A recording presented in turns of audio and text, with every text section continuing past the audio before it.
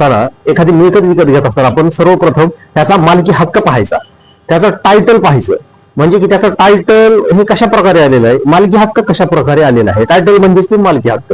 आता मालकी हक्क कशा प्रकारे येतो, एखाद्याला वाटणीद्वारे आलेला असतो, एखाद्याने स्वतः ती मिळकत विकत घेतलेली असते, किंवा एखाद्याला ती मिळकत बक्षीस दिलेली असते, कोणी संमती केलेली असते, किंवा आणखीन कुठल्याही प्रकारचे दस्ताद्वारे ती मिळकत आलेली असते. सुरुवातीला आपण पाहायचं की टायटल, त्याला मालकी कोणत्या पद्धतीने आलेली आहे. तर त्या मालकीमध्ये ती मालकी ही स्वतः त्याच्या स्वकष्टार्जित पैशामधून त्याने विकत घेतलेली आहे का त्याला त्याच्या कौटुंबिक वाटणीमधून ती मिळकत मिळालेली आहे, किंवा त्याला त्याचा जो हिस्सा म्हणतो आपण वंश परंपरेने आलेला तो हिस्सा मिळालेला आहे का, हे सुद्धा आपण त्याच्यात पाहायचं असतं. का ऍन्सेस्ट्रल प्रॉपर्टी आहे का, एकत्र कुटुंबातील आलेल्या मिळकतीमधून ती त्याला मिळकत मिळालेली आहे, हे देखील पाहणं गरजेचं असतं.